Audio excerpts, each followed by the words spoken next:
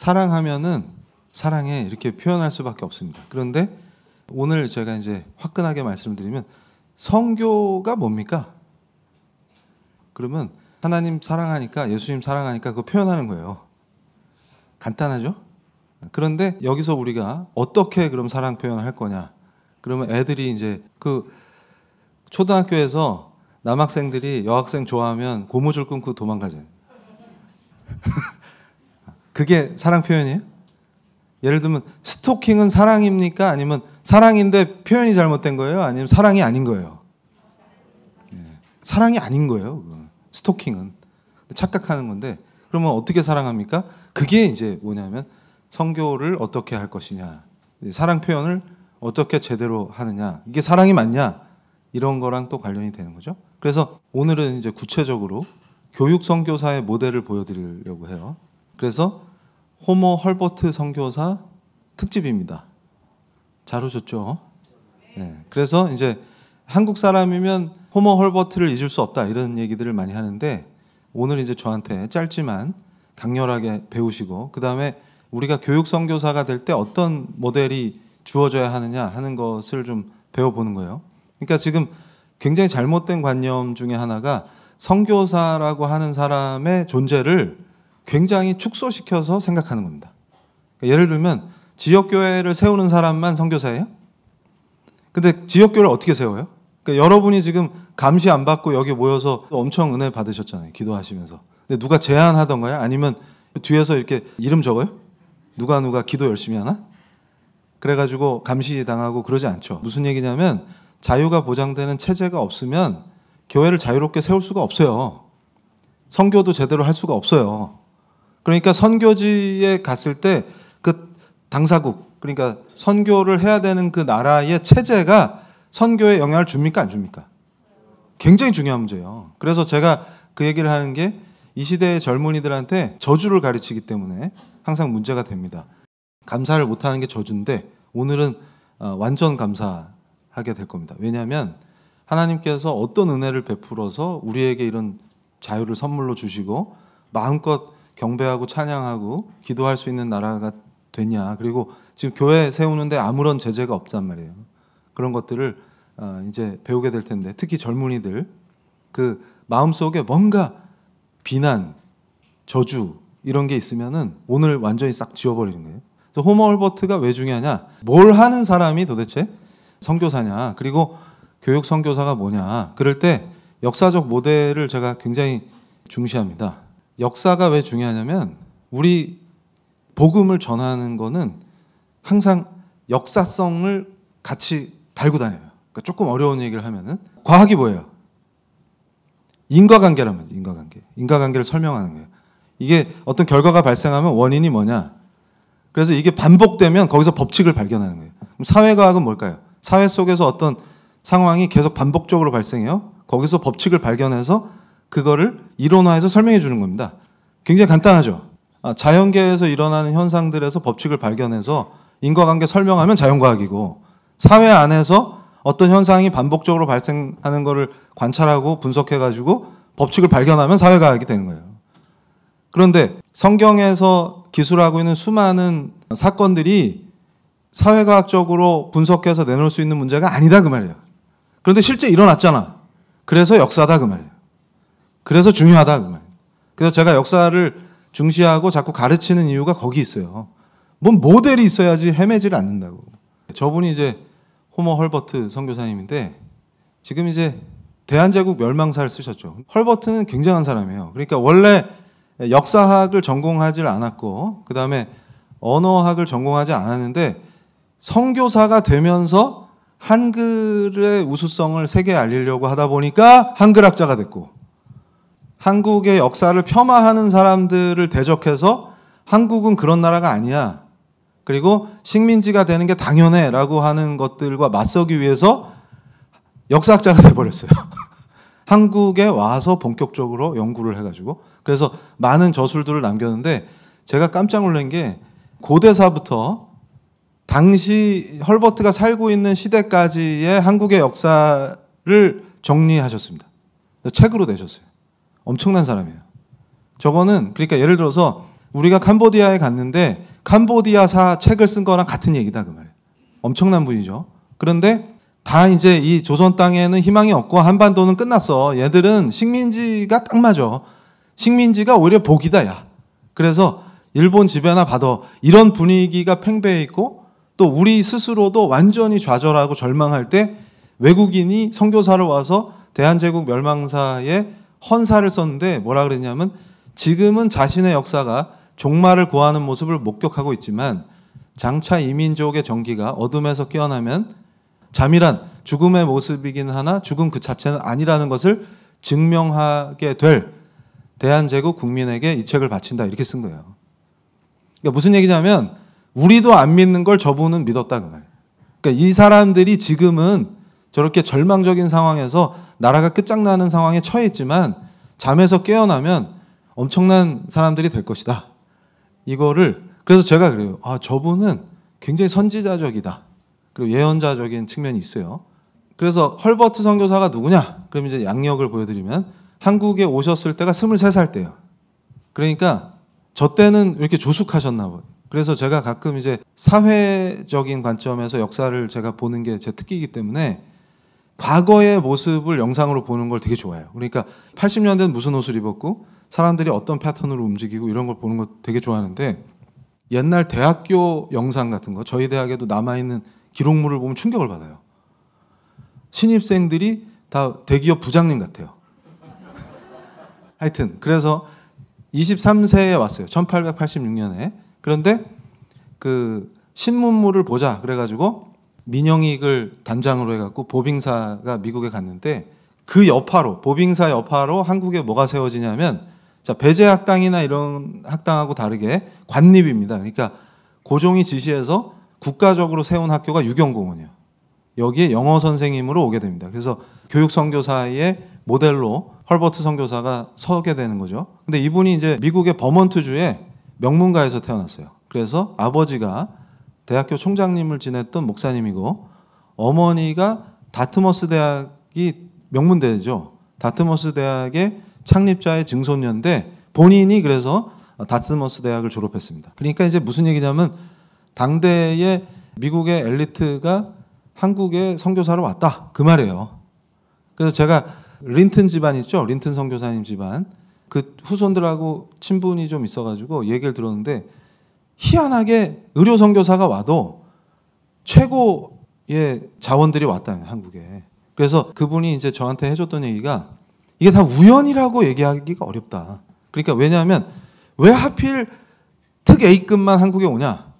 그래가지고 제가 뭐 진짜 특 A급이에요? 그 당시에 우리 의료 수준이 형편없었기 때문에 미국에서 조금만 잘하면 그냥 다 특 A급처럼 보이는 거 아니에요? 그랬더니 그게 아니라 진짜 이 손놀림이 외과 의사가 특별해가지고 한 손으로 신발끈 묶는 거 보여주고 그게 뭐 중요한 건 아니겠지만 하여튼 훌륭했다. 그걸 저한테 이제 그렇게 강조했는데 교육 선교사로 활약할 때 헐버트가 지은 책이 있어요. 저게 3인 필지입니다. 굉장히 중요한 책이에요. 무슨 얘기냐면 무식하던 조선 사회를 완전히 계몽하는 겁니다. 이게 뭐냐면 계몽이라는 말 자체가 빛을 쏘는 거예요. 그러니까 어둠 속에서 침침한 데서 더듬더듬 찾고 있는데 후레쉬 딱 켜면 다 보이잖아요. 그 느낌이 계몽이다. 그래가지고 계몽을 하기 위해서 3인 필지라는 책을 썼는데 저게 엄청난 영향을 줍니다. 그러니까 지금 무슨 얘기냐면 우리가 지금 못 느끼는 것 중에 하나가 뭐냐면 예수님의 은혜로 복음이 들어오면 세계관이 바뀐다 그 말이에요.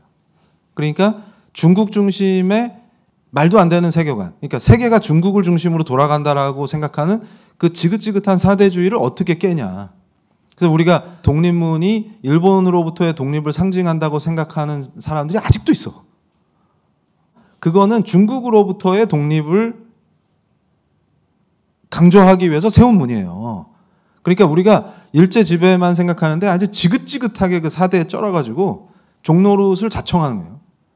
그 짓을 하고 지금 중국도 세계 열강에 의해서 힘들어 죽겠는데 그 중국을 숭배하면서 중국이 중심이라고 착각하고 있는 그 정신 나간 사람들을 어떻게 계몽하냐. 그때 인터넷도 안 되는데 그럴 때 저 3인 필지라는 게 굉장히 중요한 역할을 했습니다. 그러니까 우리가 착각하는 게 종교개혁의 역사가 만만한 게 아니에요. 제가 그랬죠. 정치, 경제, 사회문화 전반을 개혁하는 거라고. 교회만 개혁하는 게 아니고. 근데 그걸 못 알아듣고 이 시대에 그걸 안 가르치니까 요 모양 요 꼴이 된다가 제가 주장하는 거 아니겠습니까? 어떻게가 중요하다고. 어떻게가. 그러니까 칼빈이 남녀 간의 사랑에 대해서도 굉장히 체계적으로 잘 가르쳤다. 특히 이제 잘못 가르쳐가지고 성직에 임하는 사람은 싱글로 살아야 된다. 솔로 예찬. 그런 거 아니다. 성경은 그렇게 가르치지 않는다. 그걸 누가 정리했어요? 바늘로 찌르면 피 한 방울 안 나올 것 같은 칼빈이 정리했다고요. 그래서 제가 그러죠. 간파는 장로교인데 칼빈을 모르면서 빈칼 차고 다니는 애들 때문에 한국 교회가 시끄러워진다. 네. 여기서 또 나가면 위험해지기 때문에 정리라고. 그래서 자연 현상의 원리를 설명하니까 과학이요. 그러니까 이 자연과학이 발달할 때도 종교 개혁하고 같이 가는 거예요. 그러니까 모든 우상을 타파하는 거기 때문에 우리 기독교는 과학이랑 안 맞아. 이게 무식한 얘기입니다.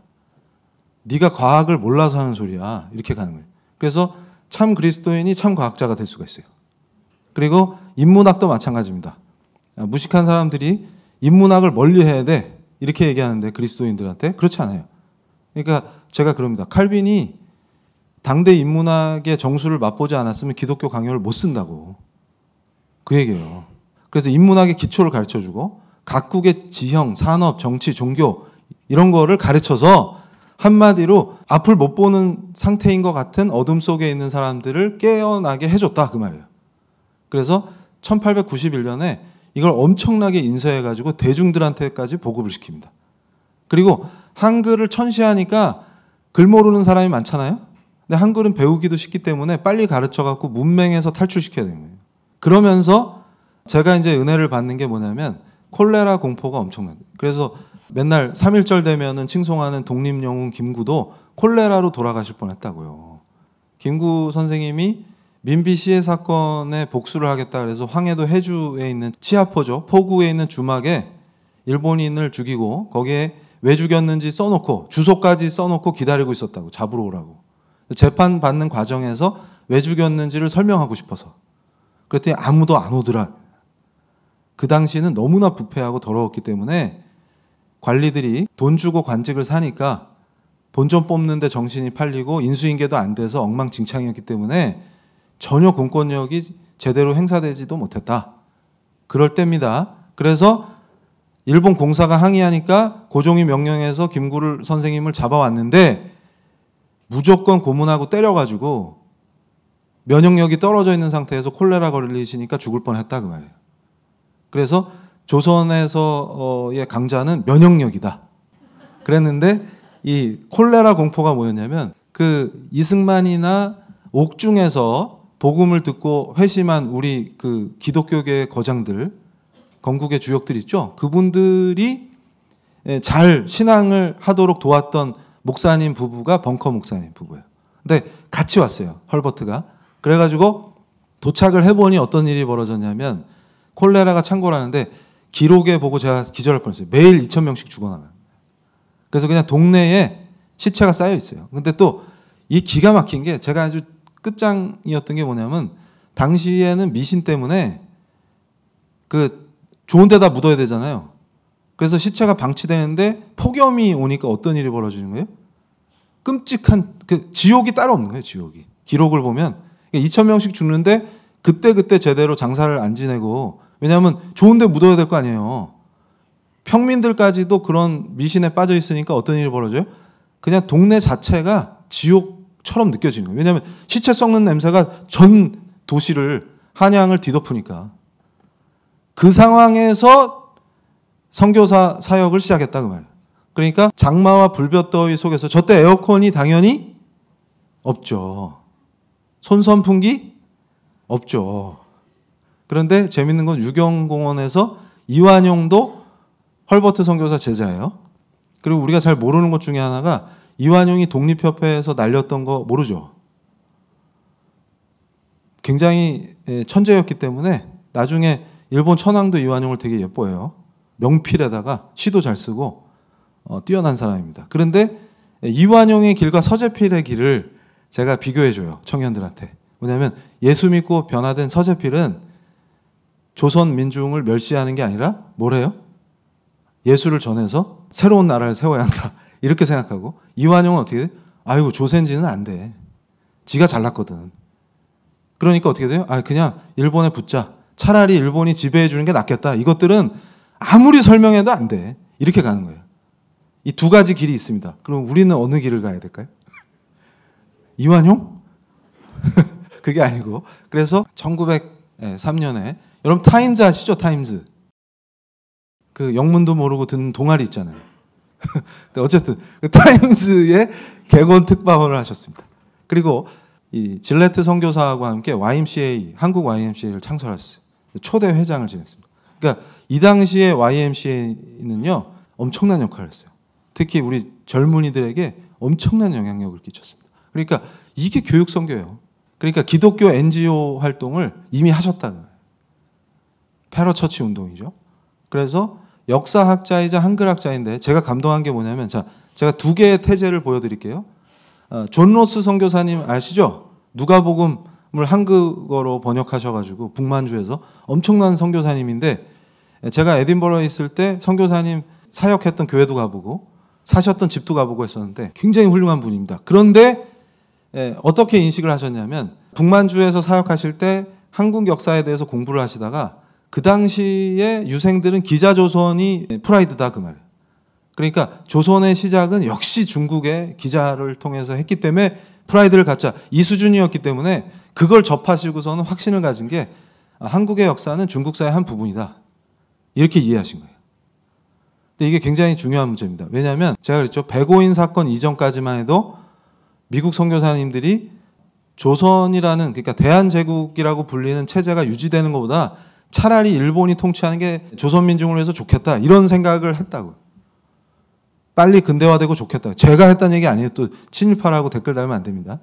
그러니까 그렇게 생각했다는 거예요.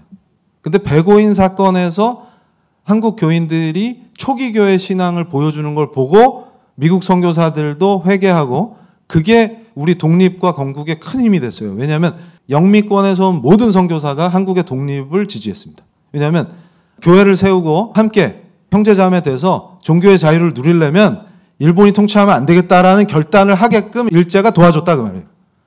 대신에 우리 크리스찬들은 엄청난 박해를 받았고, 그 덕분에 우리가 여론을 뒤집는, 그러니까 미국 내의 여론이 안 바뀌면 일본이 미국한테 항복한다고 자동으로 독립국가를 세우는 게 아니에요.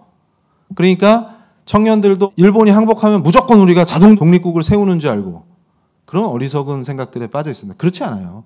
그래서 미국과의 관계가 정말 중요했습니다. 그래서 외교로 독립하자라고 했던 사람들을 폄하하죠. 수류탄 까야 진짜 독립운동이다, 이렇게 하는 게 굉장히 무지한 얘기다라는 말씀을 드리겠습니다. 그래서 존 로스 태제에 대해서 조목조목 반박을 하는데 기가 막혀요.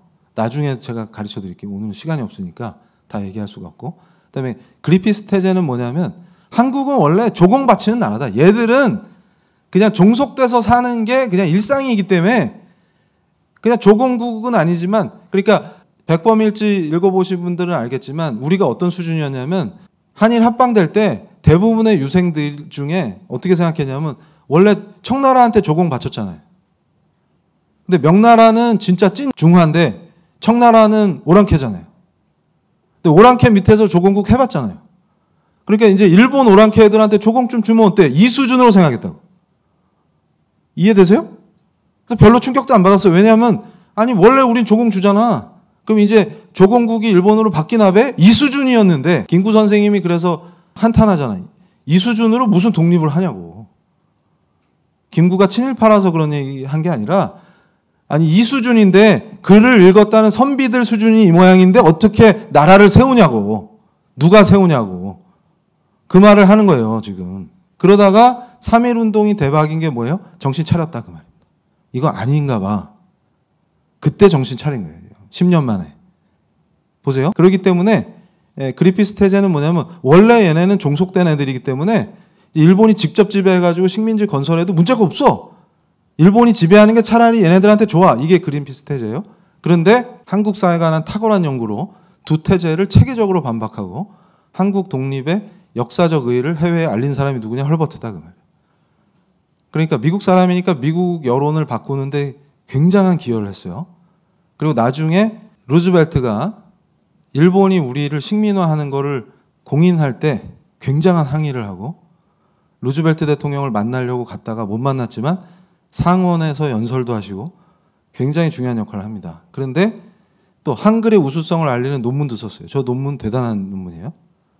그리고 82년도에 영문 월간지를 창간합니다. 근데 저런 게 왜 중요하냐면 그때는 인터넷이 없기 때문에 저런 게 미국으로 가야 영향을 준다 그 말이에요. 좋은 의미에서 우리한테 여론을 만들어낼 수가 있어요. 그래서 특히 또 기여했던 게 뭐냐면 자 우리가 선교지에 갈 때도 헐버트가 가르쳤던 저게 얼마나 탁월한지를 이해해야 됩니다. 뭐냐면 자 조선에 와서 조선의 젊은이들을 가르칠 때 완전히 빛으로 계몽하는 거예요. 무슨 얘기냐면 중국 중심의 사대주의에 빠져있는 애들의 세계관을 어떻게 바꿔놓는 거예요 지금? 세계 시민의 도덕성을 함양한다 그 말이에요. 그러니까 이제는 너희들이 세계 시민이 돼야 돼를 가르치는 거예요. 그런데 중요한 건 뭐냐면 근대 국가가 세워지려면 민족주의가 굉장히 중요합니다. 그래서 3.1운동을 평가할 때 정치사적으로 내셔널리즘이 굉장히 중요한 거예요 이게. 그래서 다른 나라도 마찬가지입니다.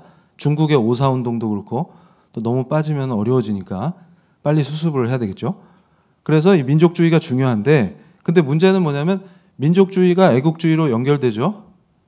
근데 이게 잘못하면 어떤 일로 벌어지냐면 고조 장군님 식솔이 대야 같구나 이런 쪽으로 갈 수가 있어요. 그래서 고조 우리 민족끼리 살아봅세다 이러면서 뭐라 그래요?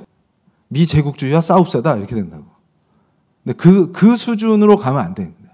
그런데 그렇다고 해서 민족주의의 중요성을 무시하면 안 됩니다. 그러니까 무슨 얘기냐면 우리가 선교지에 나가서 그 선교지의 젊은이들을 가르칠 때도 그 나라의 문화와 역사 이런 것들을 함부로 폄하하거나 그다음에 잘 모르면서 교만에 쩔어가지고 잘못 가르치거나 이러면 위험해진다 그 말이에요. 그러니까 존중하면서 민족주의적 관점에서 그들이 갖고 있는 그 프라이드나 이런 것들을 존중해주고 오히려 그것들을 북돋아줘야 돼요. 근데 문제는 뭐냐면 고조 우리 식대로가 최고입니다. 이런 무지몽매에서 깨어나서 세계 시민이 되도록 가르쳐야 돼요. 근데 두 개가 양립하기가 어렵다 그 말이에요. 민족주의적 관점에서 애국주의를 강조하면은 잘못하면 고조 주체적으로 다 살아봅세다 이렇게 될 위험성이 있고 지금도 주체적인 형님들 많잖아요. 80년대에 하다가 끝냈어야지. 그 주체적인 형님들처럼 될 위험성이 있고 또 잘못해서 세계 시민을 강조하다 보면은 자기 민족이나 역사를 폄하하거나 저주하는 위험성에 빠집니다. 이렇게 되는 거예요. 그런데 이 양극단을 어떻게 조화롭게 할 것이냐. 이게 이제 교육 선교사로서의 헐버트의 탁월함이다. 근데 저는 이제 어떻게 생각하냐면 끊임없이 연구해가지고 한국 사람보다 한국사 연구를 더 잘하셨기 때문에 저게 가능한 거예요. 그러니까 또 제3자의 시각에서 봤을 때 한국 사람들이 잘 빠지는 오류나 문제들이 있겠죠. 그걸 캐치해내니까 어떻게 돼요? 자연스럽게 가르쳐서 변화시킬 수가 있었다는 겁니다. 그러니까 지금 교육 선교의 핵심이 뭐라고요? 세계관 전쟁. 거기서 성경적 세계관의 관점에서 역사를 보게 해요. 하나님의 역사다 이건. 이렇게 가야 돼요. 그럴 때 세계 시민이 됩니다. 그래서 민족주의의 편협성, 특히 한국이 중국 중심의 사대주의에 빠져가지고 지구본을 줘도 이해가 안 되는 상태였다. 그때 예전에 이제 일본도 근대화되는 과정에서 일본 해군을 창설한 되게 뛰어난 선각자가 있었어요. 근데 그분이 항상 지찬물이 뭐냐면 지구본이었어요. 지구본. 그러니까 무식한 사무라이들을 계몽하려고 말이 안 통하니까 지구본을 보여줘요. 그러면 미국은 연락해. 근데 니혼은 어디 있어요? 그럼 요거야. 그러면 놀라는 거예요. 그럴 리가 없어. 다인 이본인데 이렇게 이거예요?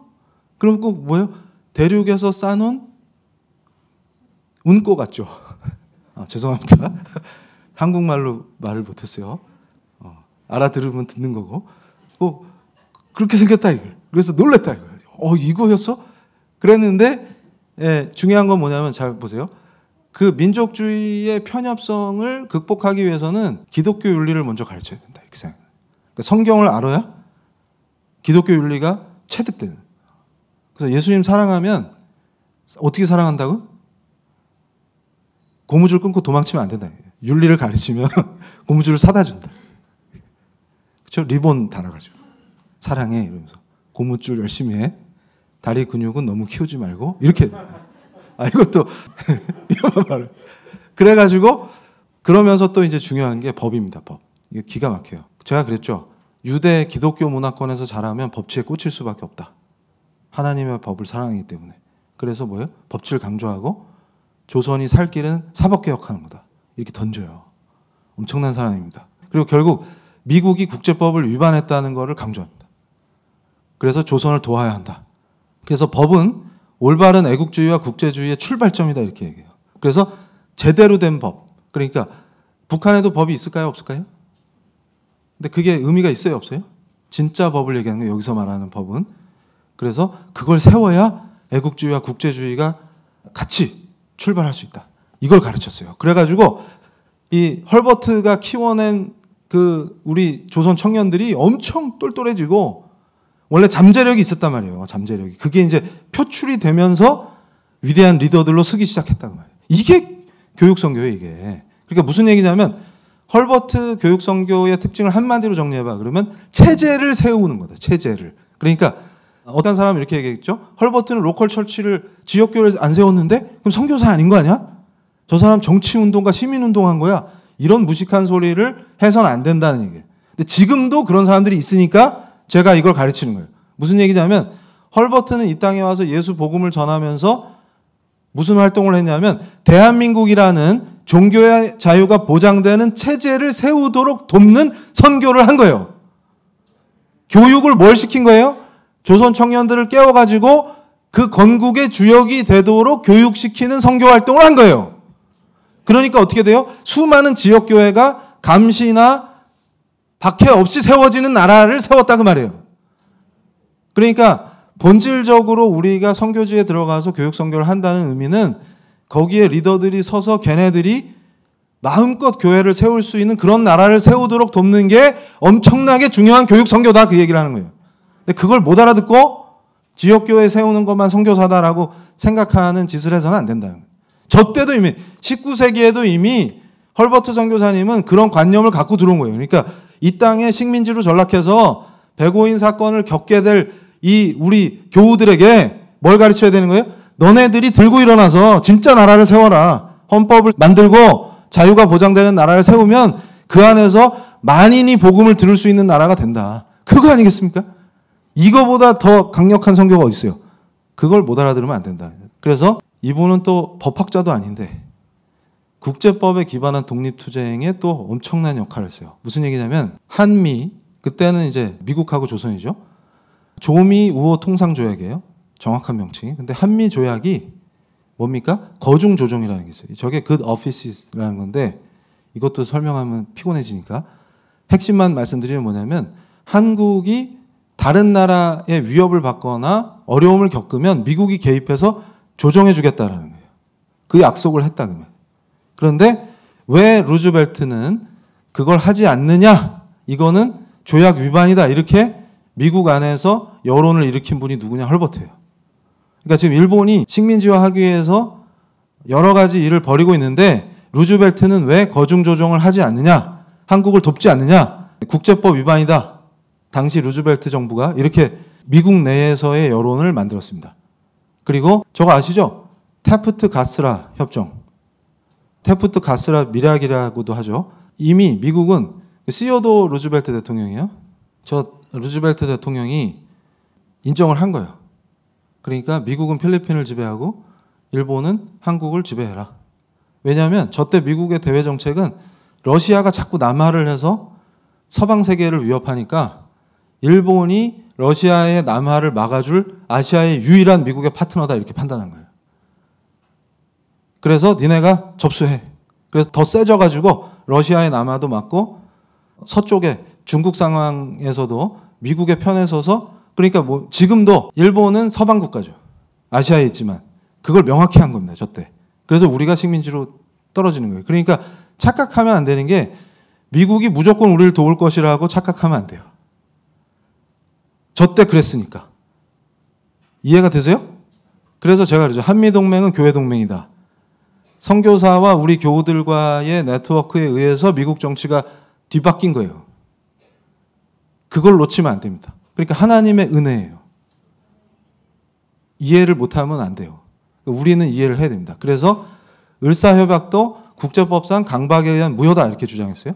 저런 게 미국 안에서 아예 소리가 묻힐 수밖에 없는 상황에서 헐버트가 엄청난 노력을 했다는 겁니다. 그러면서 제가 헐버트가 예언자다 이렇게 얘기하는 것 중에 하나가 저 당시에 일본이 막 부상하고 미국과의 밀월 관계입니다. 그러니까 일본을 개항시킨 나라도 미국이고 그래서 한일 관계가 파탄나면 한미동맹이 깨지게 돼 있어요. 그 구조를 이해 못하는 사람들이 반일에 같이 춤추는 겁니다. 이제 확 이해가 되세요? 그래서 일본이 중요해요. 항상. 왜냐하면 미국은 아시아 정책에서 자기 오른팔로 생각하는 존재가 일본이기 때문에 지금은 중국을 견제하기 위해서 더 그걸 강화시키고 있습니다. 그런데 저 당시에 일본이 망할 것 같은 생각이 들어요, 안 들어요? 점점 세지는 상황이잖아요, 지금. 그런데 헐버트가 뭘 예언했냐면 일본을 응징할 국제법정이 개설될 것이다 이렇게 예언했어요. 그래서 미국이 도쿄 전범재판소를 설치할 때 헐버트가 했던 말이 인용되기도 했습니다. 그러니까 본질을 꿰뚫는 거예요. 일본 제국주의자들이 어떤 애들이기 때문에 얘들은 종국에 대형 사고를 치고 결국 미국에 의해서 무릎을 꿇은 다음에 전범재판소에 서게 될 것이다를 예측했다고. 엄청난 거예요, 저건. 그러니까 지금 보면 당연해 보이는데 저 상태에서는 그걸 예측하기가 어려워요. 근데 그걸 봤다는 거는 굉장한 사람입니다. 그래서 저는 어떤 확신을 갖고 있냐면 저분이 대한제국 멸망사를 쓰면서 그게 잘 되고 있다라고 쓴 게 아니라 왜 멸망했는지를 쓴 책이란 말이에요. 거기서 헌사로 이 사람들이 나중에는 엄청난 사람들이 될 거다. 그러니까 결국은 세계 선교를 한국인들에게 우리 민족에게 맡길 거라는 거를 이분이 예언했다. 저는 그렇게 생각하는 거예요. 그러니까 이게 굉장히 중요한 겁니다.